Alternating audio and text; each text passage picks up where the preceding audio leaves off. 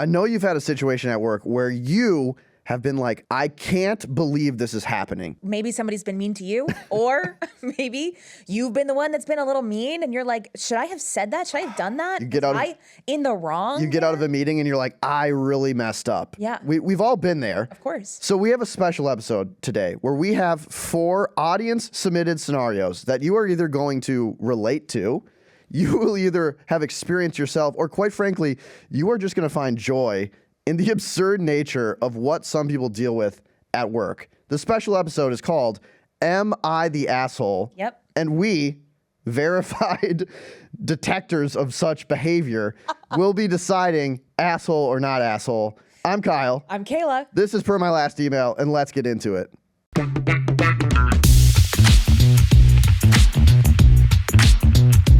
All right, so should we do scenario 1? Let's do scenario 1. All right, I got my dream job with amazing pay. Yay, congrats. The problem is that it required some skills that I didn't exactly have, but I didn't exactly let them know that. I never lied during the interview process, but I was sneaky about how I told the truth. I'm just really good at BSing, okay? Now I'm starting next week and I'm freaking out that I'm not qualified for this position. Am I the asshole? Kyle, what do you think? Not the asshole at all. Oh, wow. I mean, she didn't objectively lie. Mm-hmm. She was sneaky about the truth. That, She BS'd. We're not sure what that means, but she BS'd. It sounds like she convinced them that she can make it work, so she's at least good at BSing. She's good at thinking on her feet. The rubber is going to hit the road. They've made a bet on you. If she figures it out, she figures it out. If not, you might get fired. But I don't think you're the asshole if you're, circumventing maybe the truth a little bit. I don't know, but are you taking a position that somebody that's actually good at the job would be able to excel in? Are you going to end up having one of those situations that we've talked about in the past where within the first 90 days you realize it's not a good fit and you end up having to leave and start the job hunt all over again? Yeah, I mean, that's a good point. Like, you don't want to put yourself in a situation where, like, you actually will fail. Yeah. Because then you're just going to have to redo this all over again, and there's, like, a lost time and a chaos of getting fired and all that. So that's a good point. But also, it feels like this might even be borderline, like, imposter syndrome. Like, you did an interview. They asked you questions. You said things that were all true. You might have not disclosed everything, but... A little sneaky. The company itself has said, we looked at all the candidates, and we think you're the best one. Okay, congratulations. Take the job and go crush it. It sounds like this person can think on their feet quite well. Yeah, but I think it's like, okay, are we talking, we need some more details. So if you submitted this, let us know. Are we talking like said you're proficient in Excel when like you don't really know what a pivot table is? Yeah. Fine, there's YouTube, you can figure it out. If it's like kind of said that I have a law degree on my resume, but really just like watched one YouTube video of a courthouse drama. Yeah. That's a different situation. Yeah. But that's an outright lie. Yeah. It just sounds like this person did what everyone does in an interview where you asked a question and you might not have the perfect response. Yeah. So you think on your feet and you say something that's true but paints you in a good light, because that's kind of half of what interviews are. Right. You got the job. I'm betting on this person. If you submitted, live 6 months, email us back, I bet you're promoted twice. Wow, that's bold. Okay, Yeah. so I wouldn't say like the asshole on this one. Okay. But I would say it depends, and just if you feel like you can get the job, get the job. Sounds like Kaila might be a snitch, so don't. I'm not a snitch. I'm not a snitch. Don't But let her be a hiring manager. there's a difference between putting yourself in the best light possible when you're interviewing and misrepresenting your skills and your abilities. Yeah. It seems like this person has walked the line very well. Yeah. Enough to get the job, and good luck. Hopefully it's not Firefest 2.0. That's what we're exactly. hoping. Okay, let's go to submission number 2. All right, submission number 2. I was in a team meeting and my boss said something that I disagreed with, so I spoke up and gave my opinion.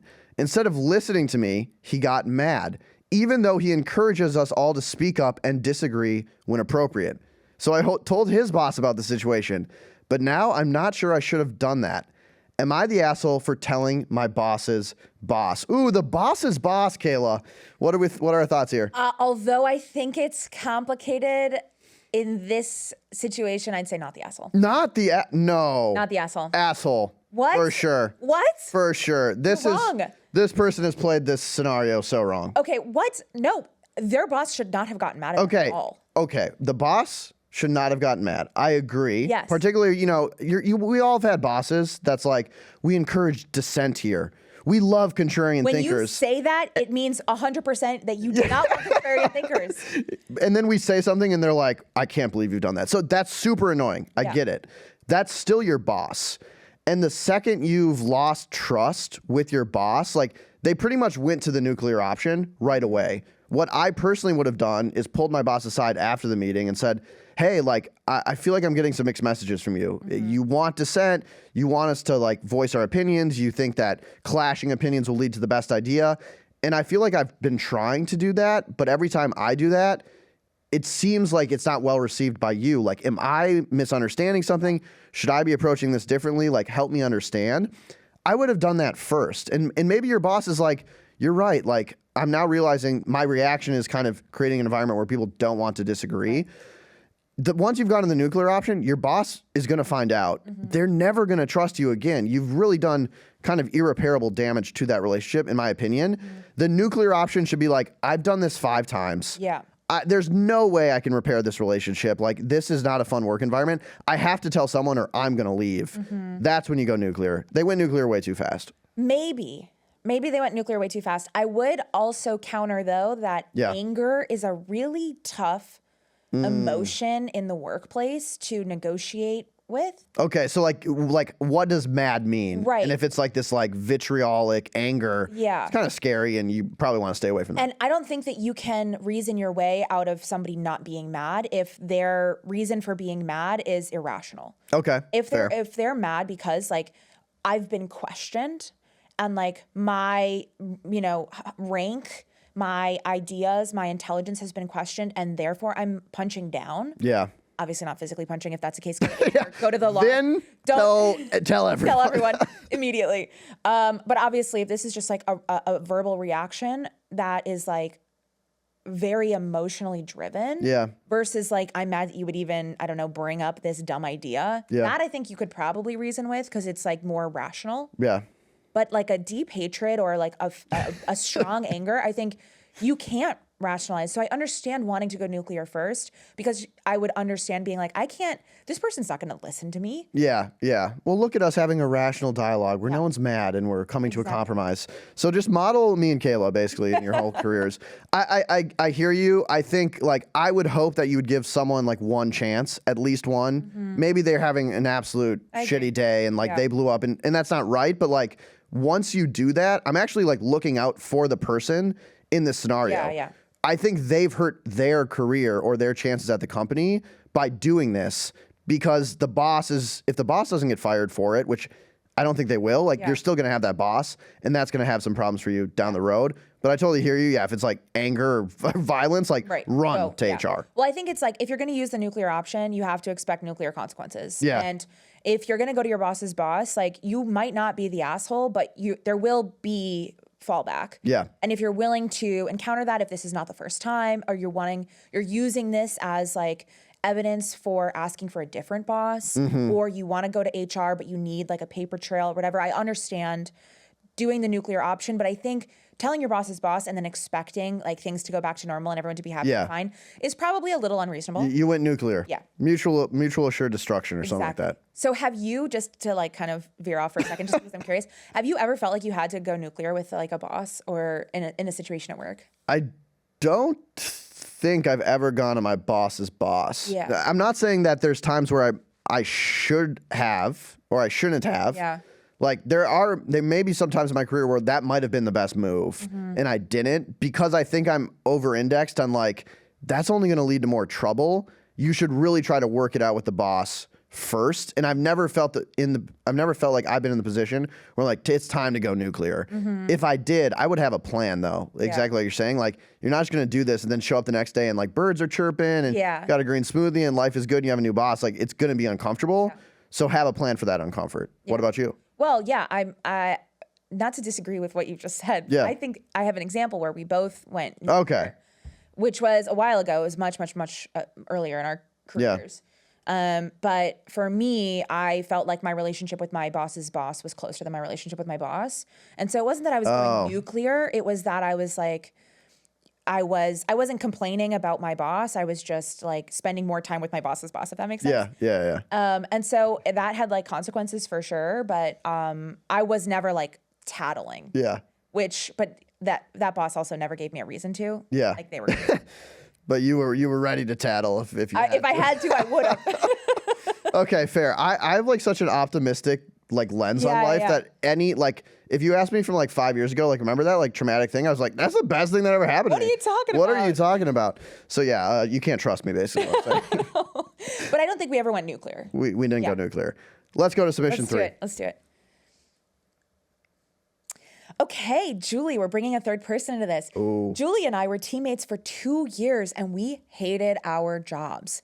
We became close friends by trauma bonding, who hasn't, over the horrors, especially over the major annual event that has us working crazy hours to get through.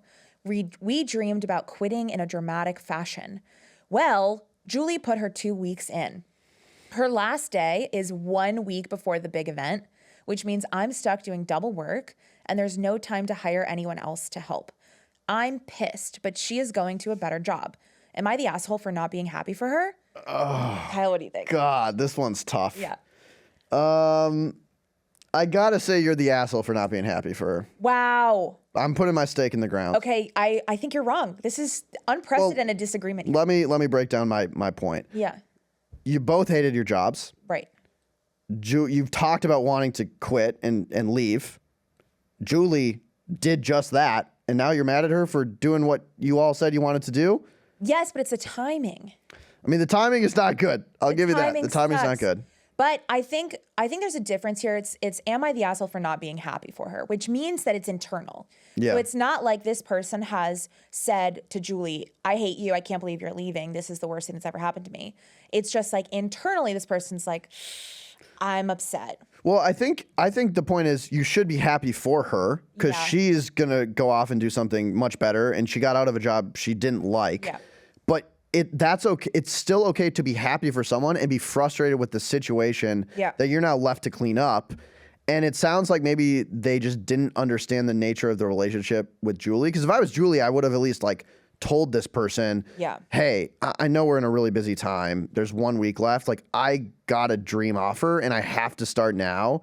And I know this is going to put you in a really like shitty position, but like there was no way for me to avoid this. And I really love this job. Like give them some context so it doesn't seem like you're just like, oh, I'm bailing. Good luck with this crazy big event. I think the submission person was the asshole for not being happy, perhaps. Okay. But I think that Julie was the asshole for not telling them earlier. Yeah. It's assholes all the way down. Assholes all the way down. Because I think that, like, if they were really that close and they really, dreamed about quitting in a dramatic fashion, that also means that they were imagining the fallback. Like, it made them happy to think about, I'm going to leave and they're going to be stuck because they've underappreciated me. And this major annual event sucks. And, like, I'm going to leave them in the lurch. Yeah. That means that Julie knew that that was going to be the impact. Yeah. And still made the decision to quit. Again, that's totally within her right, knowing the impact it was going to have on her friend. Yeah. And I think in that situation, you can still quit knowing that it's going to have fallback. I think you just need to give them a heads up earlier so that they can also start the process of leaving maybe a little bit earlier than they had intended. Maybe they both could have left and the whole annual event could have gone terribly and they would have loved it. Exactly. They would have soaked in the joy. I think one more comment on this. I think this is the issue with forming a relationship with someone over hating your job. Ooh. Like, you know, the like trauma bonding because you're creating a relationship where you enjoy the fact that you don't like your job. Mm-hmm. And then eventually what happens when people don't like their job is they leave. And now your whole relationship dissolves and you have nothing to look forward to at work because you've spent time instead of like trying to make your situation better or like getting out together or like forming a relationship with people who actually enjoy being there.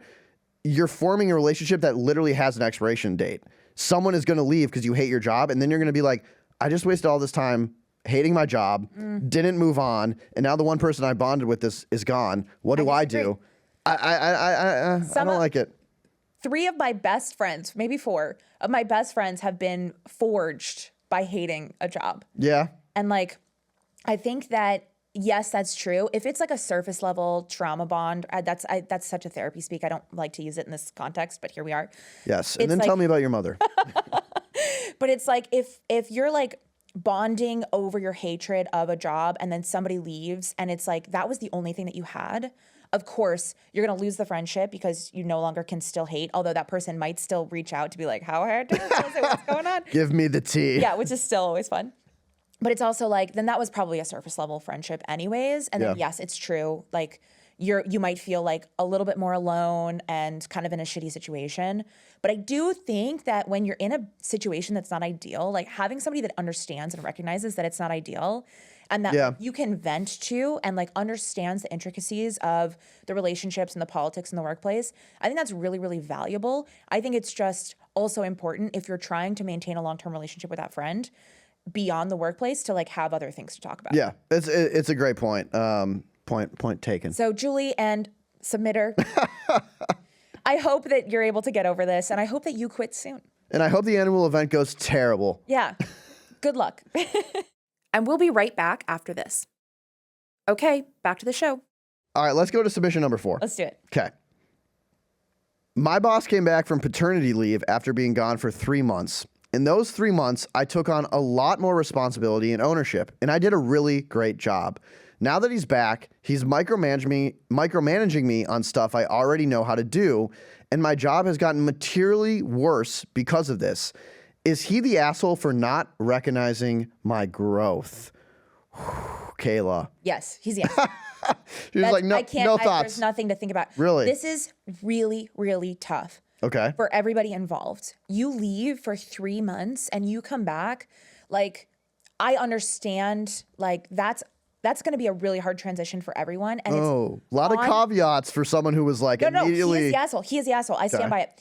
It's going to be a tough transition for everyone, but it is ultimately on the boss that's coming back to make sure that they are able to recognize the growth and to recognize the fact that their direct report has done extra effort and extra work for the last 3 months. Yeah. Like, that shouldn't be ignored. Yeah. And I think it's really when you like I was off for a week. I came back and I was like, what? Like, I was like, it's jarring. Have I been replaced? No, exactly. But it's like jarring to like spend some time away and to see that things have changed. So I understand that that's difficult. Yeah. But I also think like pretending or assuming that things are going to go back to exactly the same way after an extended leave is unrealistic. Yeah. And I think it's important to at least recognize that somebody has taken on extra work and has grown in the past 3 months. There's going to be a period of growing pains as they figure out what the roles are. And like, especially if you've already had an extended relationship before the 3-month leave, I think it should be hopefully easier to recognize. I've seen you for a year plus. I went away for 3 months, I'm back, and now I can clearly see that there was a baseline and you've improved. Yeah. And you would hope that there was a plan while I'm out on pat leave. Yeah. You're going to be taking on these responsibilities because I'm not here. And when I come back, I'll check in on those responsibilities. And if they've been handled, you can keep doing them and I'll go find something else. So, like, I think a lot of this could have been solved with better planning ahead of time. Yeah. To me, though, like, asshole is just a little too strong of a word for what's going on. And, you know, having not gone on pat leave, not had a boss ever go on pat or mat leave, I'm a bit of an expert in this space. Right. So let me break it down for you. I just think, like, from the outside looking in, we don't have a good solve for this. I feel like going on pat or mat leave, I imagine it to be a really difficult thing. Of course. You leave your job and everyone's like, oh, don't worry, it'll come back and you'll have the same cloud. And Yeah. you left for 3 months. Like, things will happen without you. Meanwhile, you're on this big life change. You're managing a new baby. There's probably like turmoil in the house because you're adjusting in this new way of life. Then you come back, and I think the fear is, am I still needed? Yeah.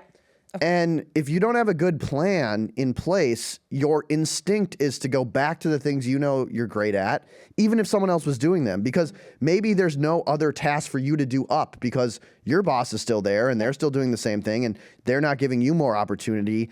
And I can imagine it's a scary situation where you're like, am I still needed? Am I irrelevant? Am I irrelevant? Like, did I lose my spot in line over a thing that you is so beautiful. You just brought a new life into the world. Like so I imagine it's a very tough situation. It doesn't make the other person who's now suffering from that at fault. Yeah. But I just don't want to put the fault on the other person as well. Like, very tough situation. Well, I think the asshole part isn't necessarily like for having those feelings or for wanting to take those tasks back. Yeah. I think, not to get too pedantic, but I think it's like for not recognizing the growth. That's what this person was saying.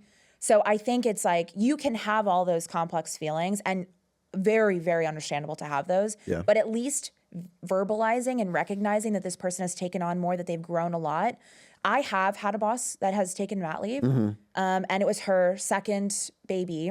Okay. And we were a big team that all kind of did like similar tasks. Yeah. And so the most senior person became basically like the director of edit. I'm talking about this. She became a director. She became the director of the edit team. Yep. And then for us, it was basically like business as usual. For the most part, there was still like some people were a little like acted differently around our team, whatever. Yeah. When she came back though, it was like, I felt like she did a really good job of recognizing the person who had stepped up to be the director, the like director for a minute for 3 or 4 months. And she was able to get more managerial experience like after that. She was given a direct report. She was given 2 direct reports actually. And so she was still able to move up and she was able to recognize her growth while that person had come in and like taken over that task again. And when the person who was on mat leave came back, then did she take on like higher responsibilities too? Or how did that play out? I think it was just that the team happened to be growing at the time. Yeah. And so the next hire was under the person that had been the acting director. I got you. Okay. And so it's like Emily, the person, the director, was able to continue on her role pretty similarly. But then the other people got to increase their responsibilities as well. We need to do an episode on this, like a full one, because there's so much there. I'm really interested in learning more about it, having not gone through it. Yeah. And we'll bring in like an expert. Sure, yeah. But it reminds me of like sports as well. Like take the NBA, you have 5 players, someone gets injured, and someone from the bench like steps up. Yeah. And they're like really good. Right. And then they're like, wait, this person's like cheaper. We actually don't need the star. And the star comes back, and it's really hard to then like integrate them back into the lineup. And like things do change. And oftentimes they end up getting traded or having to go somewhere else or take on a smaller role. And it's like super, super tough because no one's really at fault. It's just like 3 months go by and things change. Yeah. And so I think my take, no one's the asshole, but it's clear that companies and individuals and leaders need like better plans around how to manage this really complex situation. Yeah. And luckily, unlike sports.